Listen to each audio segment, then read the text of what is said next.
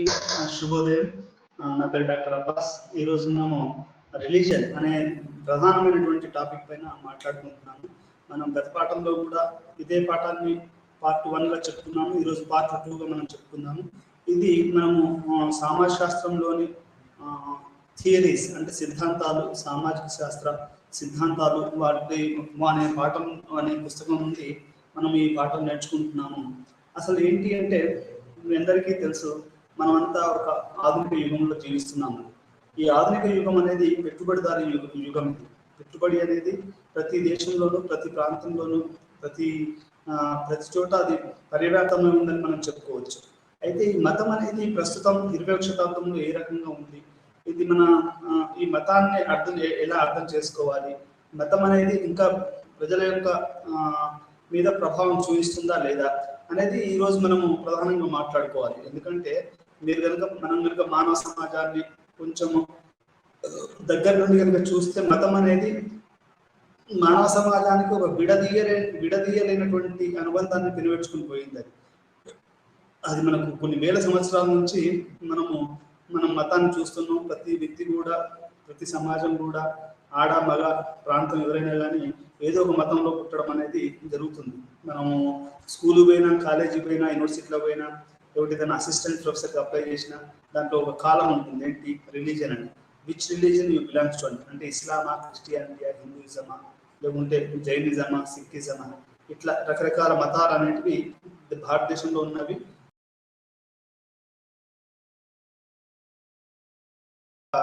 గొప్పతనం ఏంటంటే it's a cradle of civilisations. అంటే అన్ని మతాలకు గాను, అన్ని కులాలకు గాను ఇది ఒక ఆలవాలంగా భారతదేశం అనేది ఒక ఉన్నది చెప్పుకోవచ్చు. ఇప్పుడు చిన్నపిల్లలు కనుక మనం పుట్టినప్పుడు తొట్టెలు ఎట్లేస్తామో అట్లే విధంగా భారతదేశం అనేది కూడా రకరకాల మతాలకి, ప్రాంతాలకి, మన అన్నిటికీ ఇది ఒక ఆలవాలంగా ఉంది అని మనము చెప్పుకోవచ్చు.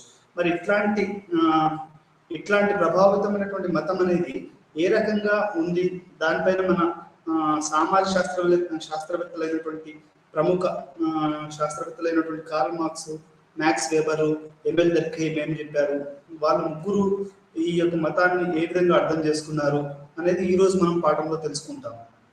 మనందరికీ తెలుసు, కార్ల్ మార్క్స్ అనే అతను మోడ్ ఆఫ్ ప్రొడక్షన్ అంటే ఉత్పత్తి వ్యవస్థ పైన సమాజం ఆధారపడి ఉంటుందని చెప్తాడు. ఉత్పత్తి వ్యవస్థ అంటే ఆయన ఏ విధంగా చెప్తాడు అంటే ప్రిమిటివ్ మోడ్ ఆఫ్ ప్రొడక్షన్, ఆ తర్వాత మిడివల్ మోడ్ ఆఫ్ ప్రొడక్షన్, ఆ తర్వాత క్యాపిటలిస్ట్ మోడ్ ఆఫ్ ప్రొడక్షన్, తర్వాత కమ్యూనిజం అయిపోతుంది అని చెప్తాడు. అంటే కార్ల్ మార్క్స్ ఏమని చెప్తాడు అంటే ప్రతి సమాజం కూడా ఒక వస్తువును ఉత్పత్తి చేసే ప్రక్రియపైనే ఆ సమాజం ఆధారపడి ఉంటుందని కార్ల్ మార్క్స్ చెప్పాడు. అంటే ఒక వస్తువు ఒక ఉత్పత్తి అనేది ప్రైవేట్ చేతుల్లో ఉంటుంది, పెట్టుబడిదారి విధానం అని. ఒక వస్తువు యొక్క ఉత్పత్తి అది గవర్నమెంట్ చేతిలో ఉంటే అది కమ్యూనిజం అని. ఆ తర్వాత ఒక వస్తువు యొక్క ఉత్పత్తి అనేది పబ్లిక్ మరియు ప్రైవేట్లో ఉంటుంది, అది మిక్స్డ్ అని. ఈ విధంగా ఉంటుందని చెప్పాడు. మతం గురించి కార్ల్ మార్క్స్ పెద్దగా పట్టించుకోవాల్సిన అవసరం లేదని చెప్పాడు. ఆయన ఏమంటాడు అంటే కార్ల్ మార్క్స్ మతం అనేది ఉపరితలంలో ఉంటుంది. అసలు ఏ సమాజానికైనా పునాది ఏమంటాడు కార్ల్ మార్క్స్ ఏమంటాడంటే ఒక వస్తువును ఉత్పత్తి చేసే విధానమే ఒక సమాజానికి పునాది అని కార్ల్ మార్క్స్ చెప్పాడు. ఆయన ఏమంటాడు అంటే ఇప్పుడు ఆయన 18వ శతాబ్దంలో రాసినప్పుడు అప్పుడే ల్యాంకెస్టర్ ఈ బట్టల మిల్లులు రావడము, ప్రజలు విపరీతంగా గ్రామీణ ప్రాంతాల నుంచి పట్టణ ప్రాంతాలకి వాళ్ళు రావడము. ఎందుకు వచ్చారు అంటే అప్పుడే ఫ్యూడలిజం అంటే ఈ యొక్క భూస్వామ్య వ్యవస్థ మొత్తం కుప్పకూలిపోయి, ఇప్పుడు నేను వేసుకున్న చొక్క ఇది పాలిస్టర్. ఈ పాలిస్టర్ అనేది మొదట్లో ల్యాంకెస్టర్లోనే, లండన్లోనే తయారైంది. అంటే ప్రజలు భూస్వామ్య వ్యవస్థ నుంచి ఒక పెట్టుబడిదారి విధానం వైపు మారుతున్నటువంటి దశలో ఈ యొక్క కార్ల్ మార్క్స్ చెప్పాడు. అంటే ఉత్పత్తి విధానం ఎలా ఉంటుంది, పెట్టుబడి ఎవరి దగ్గర ఉంటుంది, భూమి ఎవరి దగ్గర ఉంటుంది, మూలధనం ఎవరి దగ్గర ఉంటుంది, వీటన్నిటి గురించి కార్ల్ మార్క్స్ చాలా కూలంకషంగా రాయడం జరిగింది. అయితే ఆయన మతం గురించి ఏం చెప్పాడు అంటే మతము, కల్చరు, లా ఇట్లాంటివన్నీ కూడా ఉపరితలంలో ఉంటాయి. మరి మీకు ఈజీగా అర్థం కావడం చెప్పడానికి ఏంటంటే పునాదులు మనకేంటంటే ఇల్లు వేసుకున్నాం అనుకోండి, ఇంటికి మనం పునాదులు ఎట్లా వేస్తామో మనం పునాది కట్టుకుంటేనే కదా ఇల్లు పైన కప్పు అనేది. మతం అనేది కప్పు లాంటిది, పైన ఉన్న కప్పు లాంటిది. కానీ పునాది అనేది ఉత్పత్తి అనేది కార్ల్ మార్క్స్ చెప్పాడు. కార్ల్ మార్క్స్ ఏం చెప్తాడు అంటే మతం గురించి, మతం అనేది దోపిడీని, అది మతం ముసుగులో మతం అనేది దోపిడీని కప్పేయడానికి ఉపయోగపడుతుందని చెప్తాడు. అంటే దాన్ని మత పూచి చూపించేసి అది దోపిడీని కొనసాగించేటట్టు చేస్తుంది అని కార్ల్ మార్క్స్ చెప్తాడు. మతం అనేది ఒక మత్తు మందు అంటే అని చెప్తాడు. ఎందుకు ఇలా చెప్పాడు అనేది మీరు నన్ను అడగవచ్చు ప్రశ్న. సార్ మతం అనేది ఎందుకు మత్తు మందు సార్, అది కూడా మోరల్స్ వాల్యూస్ చెప్తుంది కదా అంటే దానికి ఉదాహరణ చెప్తాను. కార్ల్ మార్క్స్ పనిచేసేటప్పటికి ఏమైంది అంటే రష్యన్ గవర్నమెంట్లో ప్రొటెస్టెంట్లు ఉండేవాళ్ళు. ఈ ప్రొటెస్టెంట్లు చేసే అవినీతి, ఈ ప్రొటెస్టెంట్లు చేసే దమనకాండ, అది పెట్టుబడిదారి విధానము, వీళ్ళు చేసే ఈ మత సమూహం చేసే దాని మీద కార్ల్ మార్క్స్ రష్యన్ గవర్నమెంట్ వ్యతిరేకంగా ఒక వ్యాసం రాయడం జరిగింది. ఈ వ్యాసం రాయడం టైంలోనే ఆయనకు ఈ యొక్క మతాల పట్ల, అది మతం అంటేనే ఒక దోపిడీకి సహకరించే ఒక సంస్థగా కార్ల్ మార్క్స్ అభిప్రాయపడ్డాడు. ఎందుకంటే రష్యన్ గవర్నమెంటే మన కార్ల్ మార్క్స్ని ఆ దేశం నుంచి వెళ్ళగొట్టింది. అప్పుడు ఆయన లండన్కి వెళ్ళి తలదాచుకోవాల్సినటువంటి అవసరం ఉంది. ఇంకోటి ఏంటి అంటే మతం గురించి కార్ల్ మార్క్స్ అభిప్రాయాలు చెప్పాలంటే, వాళ్ళ నాన్న, మన కార్ల్ మార్క్స్ వాళ్ళు జూయిష్ కమ్యూనిటీ వాళ్ళ నాన్న ఏంటి అంటే ఆయన లాయర్. ఆయనే వీళ్ళ కొడుకును కూడా లా చేయిస్తాం అనుకుంటే ఇతను లా కాకుండా తత్వశాస్త్రం గురించి ఎక్కువగా చదివాడు. అయితే ఇక్కడ వాళ్ళ కుటుంబం పైన ఆయన జూయిష్ కావడం వల్ల, అంటే యూరప్ మొత్తంలో ఈ జూయిష్ కమ్యూనిటీ అంటే ఏంటంటే వాళ్ళు ఒక వెలివేయబడ్డ లేకపోతే విసిరివేయబడ్డటువంటి ఒక సమూహం అన్నట్టు. వాటి మీద ఈ యొక్క వేరే వాళ్ళ యొక్క ఇది నిబంధనలు ఎక్కువ ఉండేవి. అంటే అప్పుడు రెండో ప్రపంచ యుద్ధ కాలం కానీ అంత ముందు కానీ ఈ యొక్క జూయిష్ కమ్యూనిటీ మీద ఎక్కువగా మత నిబంధనలు ఉండేవి. అంటే వాళ్ళు వ్యాపారాలు చేయకూడదు, లేకపోతే వాళ్ళు కొన్ని తరాన పనులు చేయకూడదు, ఇట్లాంటివన్నీ ఈ యొక్క జూయిష్ కమ్యూనిటీ మీద ఉండేది. ఆ ప్రభావం వలన ఏమో కార్ల్ మార్క్స్ మొదటి నుంచి కూడా ఈ యొక్క మతానికి వ్యతిరేకంగా ఆయన చెప్పడం జరిగింది. మతం అంటేనే ఒక మత్తు మందు అనేది కార్ల్ మార్క్స్ యొక్క అభిప్రాయం. మతం అనేది కూడా ఉపరితలం. ఫస్ట్ ఇది ఒకటేమో మతం అనేది ఉపరితలంలో ఉంటుంది. ఒక సమాజాన్ని అర్థం చేసుకోవడానికి మనం మొదటగా అర్థం చేసుకోవాల్సింది ఏంటంటే వాళ్ళు వస్తూత్పత్తి ప్రక్రియ ఏ విధంగా ఉందనేది చూసుకోవాలి. రెండోది ఏం అర్థం చేసుకోవాలి అంటే అది మతం అనేది దోపిడీని ఏ రకంగా అది చేస్తుందని చూసుకోవాలి. మూడోది ఏంటి అంటే ఈ రకమైనటువంటి మతం అనేది ఒక మత్తు. అంటే ఆ మత్తు ఎక్కితే ఇక మన మనుషులు, అది ఇప్పుడు చూడండి భారతదేశంలో మత గొడవలు, కుల గొడవలు, ఇదంతా ఒక మత్తు. కాకపోతే ఇప్పుడు నువ్వు ఏ మతమైనా కానీ ఒక మనిషివే కదా, నువ్వు ఏ కులమైనా ఏ ప్రాంతమైనా. ఇప్పుడు ఏంటి మతం మీద యుద్ధాలు జరుగుతున్నాయి, కులాల మీద జరుగుతున్నాయి. ఇప్పుడు మణిపూర్ మొత్తం కాలిపోతుంది. అక్కడ రెండు మతస్థుల మధ్యలో విపరీతమైనటువంటి గొడవలు జరుగుతున్నాయి. అంటే మతం అనేది ఒక మత్తు అనేది కార్ల్ మార్క్స్ అభిప్రాయం ప్రకారం అది. అంటే 18-19వ శతాబ్దంలో ఆయన కార్ల్ మార్క్స్ చేసినటువంటి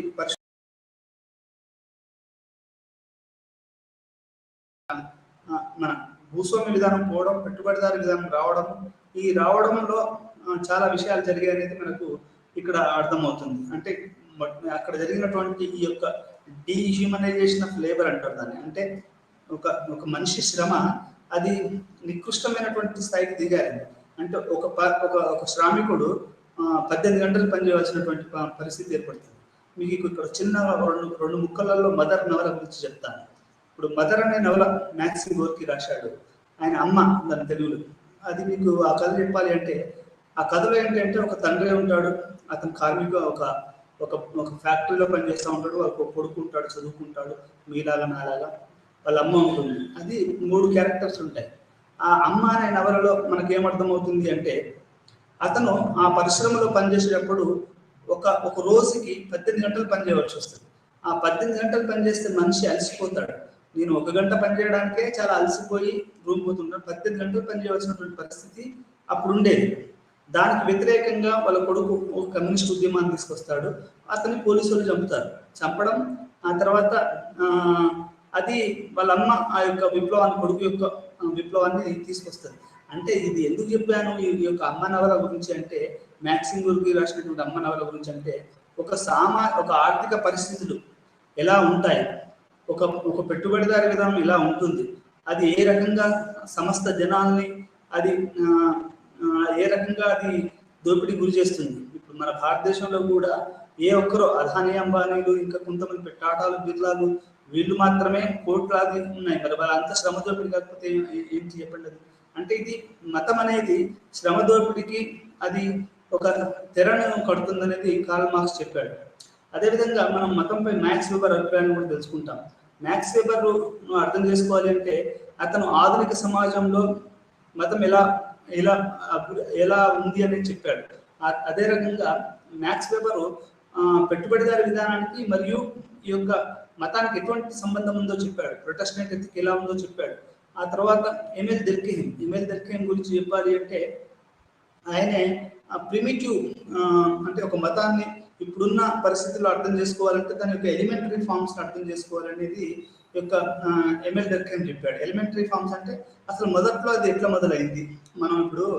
మనం ఒక సైకిల్ ఎక్కామనుకోండి, ఆ సైకిల్ మనం బండిని మేనేజ్ చేసేటంటే సైకిల్ ఫస్ట్ అర్థం చేసుకోవడం అనేది చాలా ముఖ్యం. సైకిల్ తొక్కిన తర్వాత మనం బండి తొక్కితే ఏమైంది అంటే మనకు బ్యాలెన్స్ అనేది ఈజీగా కుదురుతుంది. ఈ రకంగా ఎమిల్ దర్కీమ్ తన యొక్క ఒక మతాన్ని ఉన్నటువంటి మతాన్ని అర్థం చేసుకోవాలి అంటే మనం దాని యొక్క కొద్ది మనం తెలుసుకుందాం. ఈ రకంగా ఈ ముగ్గురు శాస్త్రవేత్తలు చేసినటువంటి కృషి మరియు వీళ్ళ మధ్యలో కంపారిజన్ అంటే ఒకరికి మనము సారూప్యతలు వ్యత్యాసాలు ఈ రెండింటిని కూడా మనము ఈరోజు పాఠంలో తెలుసుకుంటాం. ఈ ముగ్గురు పైన చెప్పినటువంటి ముగ్గురు రచయితల అభిప్రాయాలు మరియు వారి యొక్క భిన్నమైన మార్గాలు ఏ విధంగా ఉన్నాయి, యొక్క పెట్టుబడిదారి విధానంలో మతాన్ని ఏ విధంగా అర్థం చేసుకోవాలి, వీటన్నిటి గురించి కూడా మనం ఈరోజు పాఠంలో తెలుసుకుంటాం. మతం మీకు తెలిసినట్టుగా విశ్వాసాలు మరియు అభ్యాసాల వ్యవస్థను కలిగి ఉంటుంది. మతం అనేది మనం ఒకటే గుర్తుపెట్టుకోండి, మతం అంటేనే కొన్ని విశ్వాసాలు, కొన్ని నమ్మకాలకు, అభ్యాసాలకు సంబంధించినటువంటి వ్యవస్థ. ఇప్పుడు మన ప్రపంచంలో ఎక్కడికైనా పోండి, ఇప్పుడు అమెరికా పోండి, మీరు లండన్ పోండి, లేకపోతే ఆఫ్రికా పోండి, ఎక్కడైనా పోండి, కొన్ని విలువలు విశ్వాసాలు కలిగి ఉంటారు. విలువలు అంటే ఇప్పుడు హిందూ మతం ఉందనుకోండి, ఉదాహరణ చెప్తున్నాను, వాళ్ళు టెంపుల్లోకి వెళ్ళి పూజలు చేస్తారు. అదేవిధంగా ఇస్లాం ఉందనుకోండి, వాళ్ళకి కొన్ని మత విశ్వాసాలు ఉంటాయి. అదే క్రిస్టియానిటీ ఉందనుకోండి, వాళ్ళకి కొన్ని మత విశ్వాసాలు ఉంటాయి. అంటే విశ్వాసాల కూడలినే మనం మతం అని చెప్పుకోవచ్చు. కొన్ని విశ్వాసాల కూడలే అది మనకు మతం అని చెప్పుకోవచ్చు. హిందూ మతం ఒక రకంగా దేవుని విశ్వసిస్తుంది, ఇస్లాం ఇంకో రకంగా విశ్వసిస్తుంది. ఆ దేవుడు అనేవాడు ఒక్కడే, కానీ విశ్వాసాలు, వాళ్ళ పద్ధతులు అనేది, అభ్యాసాలు అనేటివి వేరువేరుగా ఉంటాయి అనేది మనకి ఇక్కడ అర్థం చేసుకోవాల్సినటువంటి విషయం. అంటే ఈ యొక్క విశ్వాసాల యొక్క సమూహమే మనకు మతం అని తెలుస్తుంది. మరి విశ్వాసాల సమూహం అనేది ఇప్పుడున్నటువంటి పెట్టుబడిదారి వ్యవస్థలో ఎట్లా పనికి వస్తుంది అనేది కూడా మనం చూడాలి. ఇది మానవులు వారి చర్యలు మరియు ధోరణులను రూపొందించడంలో సహాయపడుతుంది. అంటే ఒక మనిషి వాడు మాట్లాడే తీరు కానీ, వేసే భాష, అతను ఉండే అది కానివ్వండి, అతను వస్త్రధారణ కానివ్వండి, ప్రతి విషయం కూడా మతం అనేది అది ప్రభావితం చేస్తుంది. ఇప్పుడు ముస్లిం పిల్లలు ఉన్నారనుకోండి, వాళ్ళు క్యాప్ పెట్టుకుంటారు, గడ్డం పెట్టుకుంటారు, బుర్కా వేసుకుంటారు. ఆడపిల్లలైతే, మగపిల్లలైతే లాల్చి పైజామా వేసుకుంటారు. ఇది వారి యొక్క విశ్వాసాలకు సంబంధించినటువంటి విషయం. అదే హిందూ మతస్థులు అయితే అది వాళ్ళు బొట్టు పెట్టుకుంటారు, పంచ కట్టుకుంటారు. ఇట్లాంటివన్నీ అది హిందూ మత విశ్వాసాలు. క్రిస్టియానిటీలో అయితే వాళ్ళు ఒక తెల్లటి షర్ట్ వేసుకోవడము, లేకుంటే ఫ్యాషనబుల్గా ఉండడము, లేకపోతే ఒక వినూతమైనటువంటి ధోరణిలో ఉండడం అనేది అది క్రిస్టియన్ మత విశ్వాసం. మరి అభ్యసన కూడా చేస్తారు. ఈ రకమైన ప్రతి మనిషి యొక్క చర్య మరియు ధోరణులను ఇది ఈ యొక్క మతం అనేది అది సహాయపడుతుంది. ఆ రకంగా అది మనకు తెలుసో తెలియకో మనం పుట్టిన మతము, మనం అనేది మన యొక్క ఆచార వ్యవహారాలు, మన ధోరణుల మీద అది ప్రభావం చూపిస్తుంది అనేది మనకి ఇక్కడ అర్థం చేసుకోవాల్సిన విషయం. ఇది వ్యక్తులను ఇతర అంశాలతో బంధిస్తుంది. ఇది వ్యక్తులను ఇతర అంశాలతో అంటే మనం ఇప్పుడు మతం అనేది ఏం చేస్తా అంటే, మన హిందూ అనుకో ఇంకొక హిందూతో కలుపుతుంది, ఇప్పుడు ముస్లిం అనుకో ఇంకో ముస్లింతో కలుస్తుంది, లేకుంటే ఇంకో క్రిస్టియన్ అనుకో ఇంకో చర్చికి పోయినప్పుడు, ఇంకెక్కడ పోయినప్పుడు ఇంకో వ్యక్తులు ఇంకొక బంధాన్ని ఏర్పడుతుంది, ఒక బాండ్ అన్నట్టు. ఈ యొక్క రిలీజియస్ బాండ్స్ అంటారు. అంటే ఇప్పుడు ఒక మతస్థులు వాళ్ళు ఒక రకంగా వాళ్ళు కలిసి ఉండడానికి ప్రయత్నం చేస్తారు. కొంతమంది కలిసి ఉంటారు, ఒక్కోసారి కలిసి ఉంటారు, ఒక్కోసారి కంటు, కానీ ఒక బాండ్ మాత్రం ఉంటుంది. గుర్తింపు మరియు ఐక్యతకు అనుభూతిని ఇస్తుంది. ఈ మతం కూడా ఏం చేస్తుంది అంటే నీకు ఒక గుర్తింపు ఇస్తుంది.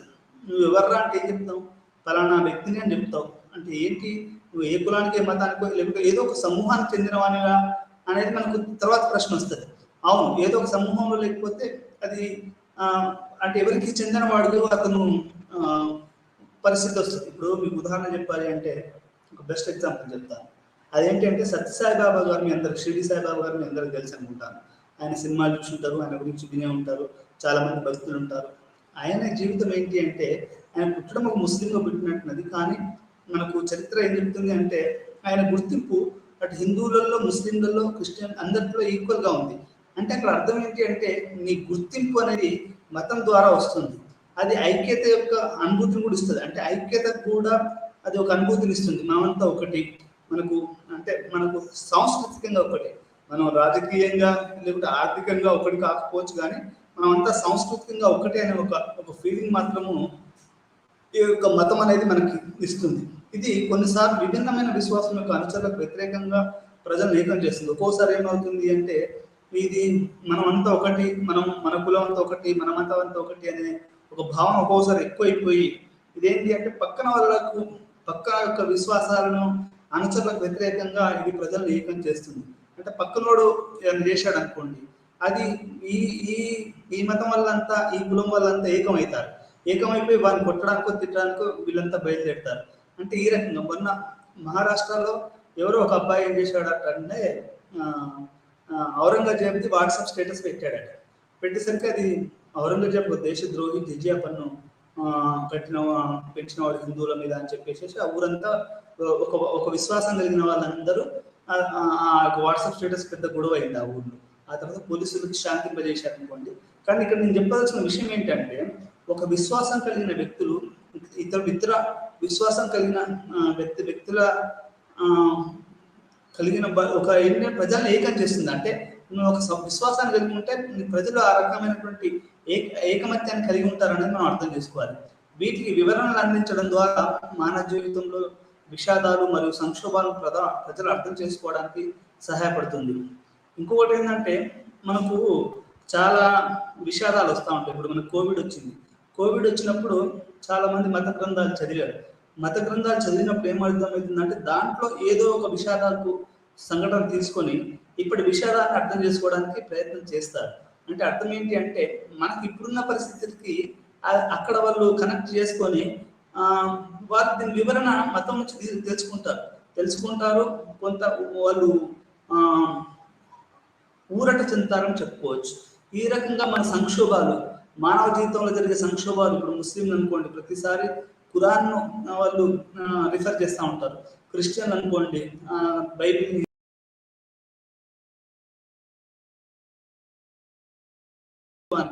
మీరందరికీ తెలుసు అనుకుంటాను, ఒక మనిషి చనిపోయినప్పుడు ఒక శ్రీకృష్ణుని భగవద్గీత నుంచి ఒక శ్లోకం వినబడతా ఉంటుంది. హిందువులు ఒకవేళ ఎవరైనా చనిపోతే అది లాస్ట్ పోయేటప్పుడు ఒక శ్రీకృష్ణుని శ్లోకం వస్తుంటుంది. జీవం నేనే, మరణం నేనే, అంటే నువ్వంటూ ఒక నిమిత్ర మాత్రమే అని ఒక శ్లోకం వస్తూ ఉంటుంది. అంటే ఒక విషాదానికి సంబంధించిన ఒక విషయాన్ని నువ్వు మతంలో ఉన్నటువంటి ఒక గ్రంథం నుంచి తీసుకొని నువ్వు దాన్ని అర్థం చేసుకోవడానికి నీకు మతం సహాయపడ్డది. ఇక్కడ నీకు ఒక మనిషి తెచ్చిపోతే నువ్వు విచారణ చెందబాకు.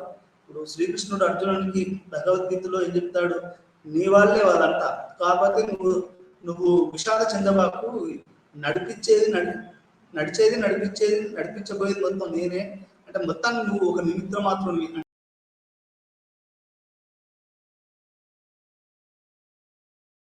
అర్జునుడికి ఉద్బోధ చేస్తాడు. అంటే ఈ రకంగా విషాదాలని, సంక్షోభం వస్తుంది. ఎవరో ఆర్థికపరమైనటువంటి సంక్షోభాలు వస్తాయి, పిల్లలకి ఏదైనా రోగాలు వస్తాయి, పెద్ద సంక్షోభాలు వస్తాయి, కోవిడ్ లాంటివి. ఇట్లాంటి పరిస్థితులలో కూడా ఈ మతాలు ఏం చేస్తాయంటే రిఫరెన్స్ పాయింట్స్ అంటారు కదా, రిఫరెన్స్. ఇప్పుడు నేను డాక్టరేట్ని మధ్యలో నాకు కూడా వస్తే చిన్నగా ఏదో ఖురాన్ చదవడమో లేకుంటే బైబిల్ చదవడమో, నేను ఎన్ని పుస్తకాలు చదివినా కానీ ఒక్కోసారి అసలు అక్కడే జరిగింది. ఇట్లాంటి పరిస్థితులలో ఎవరెట్లా అర్థం చేసుకోవాలనేది అప్పుడప్పుడు నేను కూడా ఖురాను, బైబిల్, ఆ తర్వాత భగవద్గీత, కొన్ని ఇవన్నీ కూడా ఈ మత గ్రంథాన్ని చదవడానికి ప్రయత్నం చేస్తాను. అదేవిధంగా వేదాలు ఏం చెప్తున్నాయి, ఇప్పుడు వృక్షకటికంలో ఒకటి ఉంది, అంటే ఇవన్నీ ఏం చెప్తున్నాయి, వేదాలు ఆ తర్వాత పురాణాలు ఇవన్నీ ఏం చెప్తున్నాయి, ఏ సంక్షోభానికి ఏ విషాదాలు వచ్చినప్పుడు ఈ పుస్తకాలు మనకు ఏ రకంగా సహాయపడుతున్నాయి అంటే దేర్ ఇస్ అ కనెక్షన్ ఉంది. ఎట్లాంటి పుస్తకాలకి ఈ యొక్క మత పుస్తకాలకి మన జీవితంలో జరిగే విషాదాలకి సంక్షోభాలకి చాలా దగ్గర సంబంధం ఉంది, సహాయపడతాయని మనం అర్థం చేసుకోవచ్చు. మీరందరికీ తెలుసో లేదో చాలా మంది రాజకీయ నాయకులు కానీ కొంతమంది వ్యక్తులు కానీ ఎక్కువ వాళ్ళు ప్రయాణం చేసేటప్పుడు కానీ వాళ్ళు పడుకున్నప్పుడు కానీ నడిచేటప్పుడు కానీ వాళ్ళు మత గ్రంథాన్ని వాళ్ళు బ్యాగ్లోనో మీరు బస్సులలో చూస్తూ ఉంటారు. అదేంటి ఆంజనేయ స్వామి అది హనుమాన్ చాలీస చదువుతారు, క్రిస్టియన్స్ అయితే జీసస్ ది ఇంకేదో చదువుతారు, ముస్లిమ్స్ అయితే పంచతన్ అని ఉంటుంది. పంచతన్ అంటే ఏంటి అంటే వాళ్ళు అలీ, మొహమ్మద్ ప్రాఫెట్, ఫాతిమా, వాళ్ళ అలీ ఈ యొక్క పవిత్ర ఐదుగురు ఎవరైతే ఉన్నారో వాళ్ళ గురించి చదువుతారు. అంటే ఈ రకంగా మతం అనేది జీవితంలోని విషాదాలను సంక్షోభాలను అర్థం చేసుకోవడానికి మతం సహాయపడుతుంది. మనకి ఏ సమస్య వచ్చినా కానీ ప్రజలు ముఖ్యంగా వాళ్ళు ఆధునికమైనటువంటి విషయాలు చదువుతారు. అదేవిధంగా వాళ్ళు క్లాసికల్ టెక్స్ట్స్ అంటే మనకు మొదటి నుంచి వస్తున్నటువంటి మత గ్రంథాలను కూడా వాళ్ళు చదువుతారు. మనం కోర్టులో పోయామనుకోండి, కోర్టులో పోతే వాళ్ళు దేని మీద ప్రమాణం చేయిస్తారు? రాజ్యాంగం మీద, ఇంకా దీని మీద కాదు. వాళ్ళు భగవద్గీత మీద, ఖురాన్ మీద, బైబిల్ మీద, వీటి మీద ప్రమాణం చేసేసి అంతా నిజమే చెప్తాను అని చెప్తారు. అంటే ఏంటి అంటే నీకు అక్కడ ఈ యొక్క మతాలు అనేటివి జీవితంలోని పెను సంక్షోభాలకి మరియు విషాదాలకి అర్థం చేసుకోవడానికి అది సహాయపడుతుందని మనం అర్థం చేసుకోవాలి. ఇంత ప్రధానమైనటువంటి మతాన్ని గురించి మనకు సామాజిక శాస్త్రవేత్తలు ఏం చెప్పారనేది మనం ఇప్పుడు అర్థం చేసుకోవాల్సినటువంటి ప్రధానమైనటువంటి ఈ రోజు పాఠం. ఇది ఇతర సామాజిక వ్యవస్థలో సన్నిహితంగా అనుసరించబడిన ఒక సామాజిక దృగ్విషయం. ఇదేంటి అంటే వేరే సామాజిక వ్యవస్థలతో అంటే వివాహం కానివ్వండి, లేకపోతే పిల్లల పెంపుదల కానివ్వండి, ఇప్పుడు ఇప్పుడు వృద్ధులు ఉన్నారు అనుకోండి, వృద్ధులను బాగా చూసుకోవాలి అని ఇప్పుడు వేమన రాశారు. ఏమని? తల్లిదండ్రుల ఎందు దయలేని పుత్రుడు పుట్టనేల పుట్టలోని చెదలు పుట్టదా గిట్టదా విశ్వదాభిరామ వినరవేమ. అంటే ఒక పుట్టలో చెదలు పుడుతుంది, గిట్టిపోతుంది. అట్లే ఒక తల్లిదండ్రులు వృద్ధాప్యంలో చెత్త పుట్టి పోయిద్దో అట్లే వాడు కూడా వెళ్ళిపోతాడు అని చెప్పడం. దానివల్ల ఏమి పుట్టలోని చెదలు పుట్టదా గిట్టదా, అది అట్లా పుడుతుంది, అది గిట్టిపోతుంది. దానివల్ల ఏమి ఉపయోగపడదు. పుట్టలోని చెదలుకి ఏం ఉపయోగం ఉంటుంది చెప్పండి? మనిషికి కూడా ఎటువంటి ఉపయోగం ఉందనేది ఇక్కడ మనకు వేమన గారు చెప్పినటువంటి యొక్క కవితను చెప్తుంది. అంటే అట్లే మనకు ఈ యొక్క మత గ్రంథాలు కూడా సహాయపడతాయి మన యొక్క సంక్షోభాలు మరియు విషయాలను అర్థం చేసుకోవడానికి ఇది పనికొస్తాయి. ఇంకోటి ఏంటంటే ఇది వేరే సామాజిక వ్యవస్థలతో, మన సామాజిక వ్యవస్థలు అంటే అది చెప్పుకోండి, అది వివాహం కానివ్వండి, లేకుంటే మనకు విలువల పట్లే కానివ్వండి, లేకపోతే మన చదువు విషయాలే కానివ్వండి, ఊర్లో వేరే వాళ్ళతో మనకు ఉండే సంబంధాలే కానివ్వండి, ప్రతి సామాజిక సంస్థలతోటి కూడా ఈ యొక్క ఈ యొక్క మత విశ్వాసాలు ఇవన్నీ కూడా మనకు సన్నిహితంగా సంబంధం కలిగి ఉంటుందనేది మనం ప్రధానంగా అర్థం చేసుకోవాల్సినటువంటి విషయం. మతము ఆర్థిక వ్యవస్థ మరియు పెట్టుబడిదారి విధానం. క్యాపిటలిజం అంటారు. క్రోనీ క్యాపిటలిజం అంటే ఏంటి అంటే క్రోనీ క్యాపిటలిజం అంటే ఎవడో ఒకరిన ఉంటాడు, వాడు పెట్టుబడి మాత్రం పెడతాడు. అంటే అట్లాంటి పరిస్థితిలో ఉన్నాం. మీరందరూ చూస్తూ ఉంటారు, హైదరాబాద్ కానీ, చెన్నై కానీ, భారతదేశ ప్రపంచం కానీ ఇప్పుడంతా క్రోనీ క్యాపిటలిజం వైపు నడుస్తుంది. క్రోనీ క్యాపిటలిజం అంటే అర్థం ఏంటి అంటే ఒక వ్యక్తి తన యొక్క మూలధనాన్ని వాడు ఫైనాన్స్ క్యాపిటల్ అంటారు అదండి. వాడు ఏం చేస్తాడంటే పెట్టుబడి వివిధ దేశాలలో పెడతాడు. ఇప్పుడు డెల్ కంపెనీ, డెల్ రోడ్ ఉన్నాడు, లేకపోతే ఇంకెవడని ఉన్నాడు, ఇప్పుడు వరల్డ్ బ్యాంకే ఉంది. వాళ్ళు రకరకాల దేశాలలో వాళ్ళు తమ యొక్క పెట్టుబడిని పెడతారు. అంటే వాడు ఇక్కడ అంటాడు డైరెక్ట్, కానీ మన పెట్టుబడి మన దగ్గర ఉంటుంది. దీన్ని క్రోనీ క్యాపిటల్ అంటారు. లేకపోతే అమెరికాలో ఇప్పుడు మన తెలంగాణ ప్రభుత్వం ఏం చెప్తుంది, విదేశీ యొక్క డబ్బులు, విదేశీ పెట్టుబడులు ఎక్కువ వస్తున్నాయి, మనం ఈ రకంగా అని చెప్తా. అంటే విదేశీ పెట్టుబడులు అంటే అర్థం ఏంటి అంటే వాడు వ్యక్తిగతంగా ఇక్కడ ఉండొచ్చు, మన కంపెనీ ఉండొచ్చు, ఉండకపోవచ్చు, కానీ వారి యొక్క డబ్బులు మాత్రం ఇక్కడ పెడతారు. ఇది క్రోనీ క్యాపిటలిజం. అంటే పెట్టుబడిదారు ఇంతకుముందు ఎట్లా ఉండేదంటే ఇండస్ట్రియల్ క్యాపిటలిజం ఎట్లా ఉండేదంటే వాడు వచ్చి వ్యవస్థ నీకు ఒక కంపెనీ పెట్టి నడిపేవాడు. ఇప్పుడు అట్లే లేదు, ఫైనాన్స్ క్యాపిటల్. వాడు డబ్బులు ఇస్తాడు, దానికి ఇంట్రెస్ట్ ఇవ్వాలి అంతే. ఇప్పుడు కనుక ఇప్పుడు ఆటో ఫైనాన్స్ వాడు, ఇప్పుడు ఒక పేదోడు, నారాయణ పేదోడు ఒక ఆటో నడుపుకోవాలనుకోండి, నా దగ్గర డబ్బులు లేవు, ఒక ఫైనాన్స్ దగ్గర పోయి నెల కింద ఎట్లయితే కడతామో వాడు ఏం చేస్తాడు ఆ ఫైనాన్స్ వాడు. ఇప్పుడు ముత్తూట్ ఫైనాన్స్ కానీ లేకుంటే ఇంకా వేరే మన్నపరపు ఫైనాన్స్ వాళ్ళు డబ్బులు ఇస్తారు, నీకు నువ్వు ఏం చేసుకుంటావు అనేది తర్వాత. నువ్వు ఫైనాన్స్ అంటే ఆ ఫైనాన్స్ ఇస్తాడు, నువ్వు నెల వడ్డీ కట్టాలి. దీన్ని ఏమంటారు? ఫైనాన్స్ క్యాపిటల్ అంటారు. మీకు ఊర్లలో కూడా చిట్టీలేసుడు అంటారు కదా, పల్లెటూర్లలో చిట్టీలు వేసుకొని ఉంటారు. అంటే దీన్ని మనం పెట్టుబడిదారు విధానం అంటాం. దీనికి ఉన్న మతానికి ఎట్లాంటి సంబంధం అనేది చాలా ప్రధానంగా మనం అర్థం చేసుకోవాల్సినటువంటి విషయం. ఎందుకంటే డబ్బు, వస్తు వినియోగము, ఆర్థిక వ్యవస్థ దేని గురించి చెప్తుంది? ఆర్థిక వ్యవస్థ దేని గురించి చెప్తుంది అంటే ఒక వస్తువును ఎట్లా ఉత్పత్తి చేస్తున్నావు, అదేవిధంగా ఒక వస్తువును ఏ రకంగా నువ్వు పంపిణీ చేస్తున్నావు, దాని వినియోగం ఎట్లా జరుగుతుంది అనేది చూస్తుంది. అయితే మనం ఇక్కడ మతానికి ఉన్న ఈ యొక్క ఆర్థిక వ్యవస్థకు సంబంధం మీద మీరు అడగవచ్చు, సార్ దానికి what is the relation between your consumption and religion అని మీరు ప్రశ్న అడిగారు అనుకోండి, ఉంది అని మనం అర్థం చేసుకోవాలి. ఎట్లా అంటే ఇప్పుడు భిన్న విశ్వాసాలు, భిన్న మతాలు కలిగిన వాళ్ళకి భిన్న విశ్వాసాలు ఉంటాయి. ఈ విశ్వాసాలు ఉదాహరణకి మీరు ముస్లిమ్స్ విషయం తీసుకుంటే liquor consumption is sin in Islam. లేకపోతే పంజాబ్లో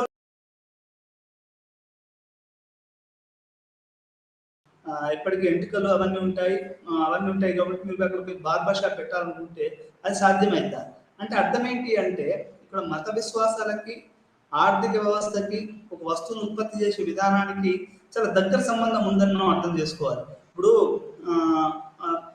ఒక మతం ఏం చెప్పింది అంటే, అరే బాబు నువ్వు మందు తాగబాకురా, గంజాయి కొట్టబాకురా, ఎందుకంటే అది ఆరోగ్యానికి హానికరం ఉన్నప్పుడు నువ్వు ఆ మతస్థులు నివసించే ప్రాంతంలోకి పోయి నువ్వు మందు అమ్మడము, గంజాయి అమ్మడము లేకపోతే జరిగితే అది పోయిద్దా? సేల్ ఉంటుందా? ఉండదు కదా. అదేవిధంగా ఇప్పుడు అంటే ఈ రకంగా అంటే దాని అర్థం ఏంటి అంటే మత విశ్వాసాలకి మరియు ఆర్థిక వ్యవస్థకి దగ్గర సంబంధం అనేది మనం ఇక్కడ అర్థం చేసుకోవాల్సినటువంటి విషయం. అంటే వాళ్ళ యొక్క కల్చరల్ ఆస్పెక్ట్స్ ఉంటాయి, విశ్వాసాలు ఉంటాయి, నమ్మకాలు ఉంటాయి. అదే దాన్ని బట్టే ఈ యొక్క పెట్టుబడిదారు విధానం కూడా పనిచేస్తుంది. వాళ్ళ వస్తువులు కూడా ఆ రకంగా ఉత్పత్తి చేస్తారు. ఉత్పత్తి మరియు పంపిణీ ప్రక్రియలో రెండింటిలోనూ మానవులు ప్రత్యక్షంగా పాల్గొంటారు. వినియోగ విధానాలు కూడా ఒకరి మత విశ్వాసం ద్వారా కండిషన్ చేయబడతాయి. సమాజంలో శంఖం, గుడ్లు చాలా మతపరమైన విలువను కలిగి ఉంటే అవి భద్రపరచబడతాయి లేదా రక్షించబడతాయి. మత విశ్వాసాలు అన్ని రకాల మద్య వినియోగానికి విరుద్ధంగా ఉంటే మద్యం డిస్టిలరీల సంఖ్య అతిగతి లేకుండా ఉండే అవకాశం ఉంది. ఇప్పుడు మత విశ్వాసాలు అన్ని హిందూ మతము, క్రిస్టియానిటీ, ఇస్లాం అన్ని లేకుంటే జుడాయిజం, సిక్కిజం అందరు కలిసి ఏం చేశారు అంటే అసలు మద్యం అనేది బ్యాన్, నీకు సురాపానము ఇది గతంలో ఉండేది కానీ ఇప్పుడు లేదు అనేది డిక్లేర్ చేశారనుకోండి. ఇక అప్పుడు వాడు కోట్ల రూపాయలు నడిపించే డిస్టిలరీస్ ఎక్కడ పోతాయి, మద్య షాపులు ఎక్కడ పోతాయి, ఇవన్నీ ఎక్కడ పోతాయి అంటే అక్కడ అతిగతి లేకుండా పోతాయి. అంటే ఎక్కడ కూడా ఇవి ఉండవు అనేది మనకి ఇక్కడ అర్థమవుతుంది. నిజమే, ప్రజల ఆర్థిక కార్యకలాపాలను ప్రభావితం చేస్తుంది. మతం అనేది ప్రజల యొక్క ఆర్థిక కార్యకలాపాలను అది ప్రభావితం చేస్తుందని చెప్పుకోవచ్చు. అది మనం లోపలికి పోయిన కొద్దీ తెలుసుకుందాం. క్యాల్వినిజం అంటే ఏంటి, క్యాల్వినిజం ఎట్లా వచ్చింది అనేది మనం తెలుసుకుందాం. ఈ రకంగా ఇది ఒక డిస్టరీస్ అనేది ఇప్పుడు మొత్తం విశ్వాసాలు మద్యం కనుక మనం విరుద్ధంగా ఉంటే మద్యం డిస్టిలరీ సంఖ్య అతిగతి లేకుండా ఉండే అవకాశం ఉంది. నిజమే, మతం ప్రజల ఆర్థిక కార్యకలాపాలను ప్రభావితం చేస్తుంది. సంక్షోభ పరిస్థితుల నుండి మతాలు స్వయంగా ఉద్భవించవచ్చు అనేది కూడా నిజం. ఎందుకంటే మీరు కనుక ఒక ఇస్లాం పుట్టుక కానీ క్రిస్టియానిటీ పుట్టుక కానీ చూస్తే ఇవన్నీ ఒక సంక్షోభం నుంచి పుట్టుకొచ్చాయి. మీరు ఇస్లాం గురించి చెప్పుకుంటే అది ఆ రోజులలో గిరిజన తెగలు ఎక్కువ కొట్టుకోవడము, విగ్రహారాధన, వడ్డీ వ్యాపారము, వ్యభిచారము, ఆ తర్వాత వీటన్నిటికి వ్యతిరేకంగా ఒక కొత్త మతం అనేది పుట్టుకొచ్చింది, అది ఇస్లాం. అంటే సంక్షోభ పరిస్థితిని ఎదుర్కోవడానికి కొత్త ఆరాధన రూపాలు రావడం అనేది జరుగుతుంటుంది. ఇప్పుడు ఎక్కువగా సాయిబాబా కల్ట్ నడుస్తుంది, కల్కి కల్ట్ నడుస్తుంది. అంటే కొత్త పరిస్థితి, సంక్షోభ పరిస్థితులు, కొత్త మతాలు, ఆరాధనల పద్ధతులు అనేవి వచ్చాయి. క్రిస్టియానిటీలో కానీ, ఇస్లాంలో కానీ, హిందూ మతంలో కానీ కొత్త కొత్త ఆరాధనలు అనేవి రావడం. ఇప్పుడు హనుమాన్ చాలీసా మేము బజార్లోనే చేస్తామని కొంతమంది చెప్తున్నారు. కొంతమంది ముస్లిమ్స్ ఏమని చెప్తున్నారంటే మేము రోడ్ల మీద నమాజ్ చేస్తామని చెప్తున్నారు. క్రిస్టియన్స్ మేము ఇట్లా ఇట్లా రకరకాలైనటువంటి కొత్త ఆరాధన పద్ధతులు అనేది వాళ్ళు కొత్తగా అనుకుంటున్నాం. మరి అది ఎంతవరకు మంచిది, ఎంతవరకు చెడ్డది అనేది తర్వాత మాట్లాడుకుందాం. అయితే ఇక్కడ ఆర్థిక వ్యవస్థకి మరియు మతానికి చాలా దగ్గర సంబంధం ఉందని చెప్పడానికి ఇదంతా చెప్పవలసి వస్తుంది. మత విశ్వాసాలు మరియు విలువల ఉత్పత్తి, పంపిణీ మరియు వినియోగం యొక్క ప్రక్రియలను ప్రభావితం చేస్తున్నాయని మనం నిరూపించబడింది. కార్ల్ మార్క్స్ మరియు మ్యాక్స్ వెబర్ లాంటి సాంప్రదాయ ఆలోచన పరులు పెట్టుబడిదారీ విధానానికి ప్రత్యేక సూచనతో సంబంధం గురించి ఆలోచించారు. ఉత్పత్తి మరియు పంపిణీ అనేది సమాజం యొక్క సాధారణ వినియోగ లక్షణంపై ఆధారపడి ఉంటుంది. అర్థమయ్యేలా మతపరమైన విశ్వాసాలు, విలువలు ఒకరి పనితీరు, వ్యాపార నీతి మరియు వినియోగ విధానం ప్రభావితం చేస్తాయి. అంటే ఒక మతాలకు పుట్టిన వాళ్ళు ఆ యొక్క విలువలు అనేటివి ఆ వ్యాపార నీతిని కూడా చేస్తాయి. కాబట్టి ఇక్కడ ఆర్థిక వ్యవస్థకి మనకు దీనికి మత విశ్వాసాలకు దగ్గర సంబంధం చెప్పుకోవచ్చు. ఇప్పుడు జూయిష్ కమ్యూనిటీ తీసుకున్నాం అనుకోండి. జూస్ కమ్యూనిటీ వాళ్ళు వ్యాపారంలోనే ఎక్కువగా ఉంటారు.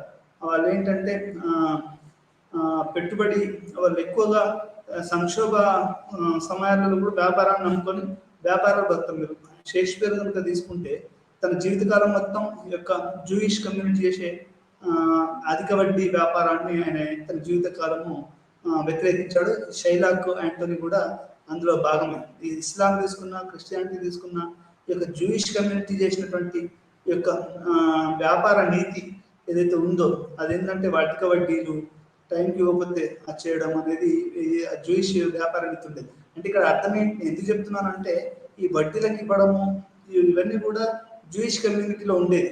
దీని వ్యతిరేకంగా చాలా విప్లవాలు వచ్చాయి. అంటే ఒకరి మత విలువలు అనేటివి వాళ్ళ యొక్క వ్యాపార నీతిని, వాళ్ళ యొక్క ఆహార అలవాట్లని, వాళ్ళ యొక్క వేషభాషల్ని, వాళ్ళ యొక్క ప్రవృత్తిని ప్రభావితం చేస్తాయని చెప్పడానికి ఉదాహరణ చెప్తున్నాను మీకు.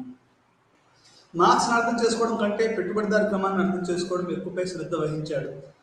మార్క్స్ మతం కంటే పెట్టుబడిదారు విధానం ఎట్లా డెవలప్ అయింది, ఈ యొక్క దీని గురించి ఎక్కువ మాట్లాడాడే కానీ మతం గురించి ఆయన ఎక్కువగా ఆయన కృషి చేయలేదు. కానీ పెట్టుబడిదారి విధానం పైన సాధారణ అవగాహనలో మార్క్స్ దాదాపు అన్ని సామాజిక సంస్థలపై, ముఖ్యంగా మతము మరియు రాజకీయాలపై విస్తరించి ఉన్న సమాజం యొక్క సాధారణ సిద్ధాంతాన్ని కూడా అభివృద్ధి చేశాడు. General theory of religion and religion ఆయన డెవలప్ చేశాడు. రాజకీయ పాలిటిక్స్, ఈ రాజకీయాలు పాలిటిక్స్ అనేటివి ఎట్లా ఉంటాయి అనేది కార్ల్ మార్క్స్ ఒక జనరల్ థియరీని ఆయన ప్రపోజ్ చేశాడు. దాంట్లో ఏం చెప్తాడు అంటే మతము, రాజకీయాలు, కళలు మొదటివి ఇవన్నీ కూడా సూపర్ స్ట్రక్చర్లో ఉంటాయి. మీకు తెలిసినట్టుగా మార్క్స్ ప్రకారం సమాజం మనిషి యొక్క చైతన్యాన్ని నిర్ణయిస్తుంది. అంటే ఒక మనిషి యొక్క చైతన్య స్థాయి అనేది ఈ యొక్క సమాజం నిర్ణయం. అందువల్ల మతం అవసరమైన దుస్థితి కేవలం వ్యక్తి నుండి మాత్రమే కాకుండా నిర్దిష్ట దోపిడీ సామాజిక పరిస్థితుల నుండి వస్తుంది. అంటే మతం అనేది ఒక దుస్థితి నుంచే కాకుండా ఇది నిర్దిష్ట దోపిడీ సామాజిక పరిస్థితి నుంచి ఏర్పడుతుంది అనేది కార్ల్ మార్క్స్ చెప్తాడు. అంటే ఒక దోపిడీ వ్యవస్థ ఉన్నప్పుడు దాని నుంచి మతం వస్తుంది అనేది కూడా కార్ల్ మార్క్స్ చెప్తాడు. ఈ విధంగా మతంలో సమాజంలో మార్క్స్ ఆలోచనలు అందరూ వేసింది. స్థూలంగా చెప్పాలంటే మతంపై మార్క్స్ అభిప్రాయాలు మరియు పెట్టుబడిదారు విధానంతో దాని సంబంధం 3 ఇతివృత్తాలను కలిగింది. అంటే 3 రకాలుగా కార్ల్ మార్క్స్ చెప్పాడు. మొదటిది, మతం అనేది సమాజంలో నిజమైన దోపిడీ పరిస్థితులను కప్పి ఉంచే భ్రమ. అదేంటంటే మతం అనేది వాడు దోపిడీ చేస్తున్నా, మనకు వాడు ఒక మనిషి ఇంకొక మనిషి దోపిడీ చేస్తున్నా దాని గురించి పెద్దగా మనకు ఆ దోపిడీ పరిస్థితిని కప్పి ఉంచే భ్రమ. అంటే it's weight on the exploitation అని అది మొదటిది. రెండోది ఏంటంటే మతం అనేది తేలికపాటి రూపంలో అయినప్పటికీ నిరసన యొక్క విధానం. అంటే అది ఒక లైటర్ ప్రొటెస్ట్ అని కూడా మనం చెప్పుకోవచ్చు. మూడవది, మతాన్ని విమర్శించడం ద్వారా కాదు, మతాన్ని విస్మరించడం అనేది, మతాన్ని విమర్శిస్తే మతం అనేది పోదు. అది ఎటువంటి సామాజిక పరిస్థితుల ద్వారా వచ్చిందో తెలుసుకొని ఆ సామాజిక పరిస్థితులను మనం కనుక మారిస్తే ఆ మతం అనేది దాన్ని మనం విస్మరించవచ్చు అని చెప్తున్నాడు. అంటే కార్ల్ మార్క్స్ ఏం చెప్తాడు అంటే, బాబు నువ్వు మతాన్ని విమర్శించే అవసరం లేదు, ఆ మతం ఏ పరిస్థితిలో పుట్టుకొచ్చిందని చూస్తే నువ్వు ఆ మతాన్ని విస్మరించవచ్చు. బట్ ఆ సామాజిక ఆర్థిక పరిస్థితులను కనుక నువ్వు మార్చడం జరిగితే ఆ మతమే లేకుండా పోయింది.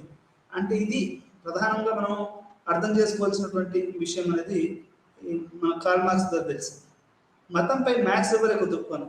ఇక్కడ మనం రెండో సామాజిక సిద్ధాంతవేత్త మార్క్స్ వెబర్ మతంపై ఏం చెప్పాడని చూద్దాం. మతము సైన్స్, కళలు, పరిపాలన మరియు రాజకీయాల్లో మార్పులను అర్థం చేసుకోవడానికి వెబేరియన్ హేతుబద్ధ భావనను విస్తరించేశాడు. హేతుబద్ధ భావన అంటే రేషనలిజం. ఈ రేషనలిజం అనేది ఎట్లా యూరోప్ని, అమెరికాని హేతువాదం అనేది మొత్తం ఏ రకంగా మార్చింది అనేది మనం అర్థం చేసుకోవాలి. పెట్టుబడిదారి విధానం కూడా అత్యధిక స్థాయి ఆర్థిక హేతుబద్ధీకరణ నుండి పుట్టింది అని చెప్పాడు. అంటే మనకి ఇప్పుడు పెట్టుబడిదారి విధానం వచ్చిందంటే దానికి గల కారణం ఏంటంటే అది ఆర్థిక హేతుబద్ధీకరణ అనేది మనకు అర్థమవుతుంది. ఆర్థిక హేతుబద్ధీకరణ అంటే ఏంటి అంటే డబ్బులు అది హేతుబద్ధంగా లేకుంటే సమాజం హేతుబద్ధంగా ఉండడం, ఆ డబ్బులు విలువలు, ఆ తర్వాత మనకు సామాజిక సంపద, ఇవన్నీ కూడా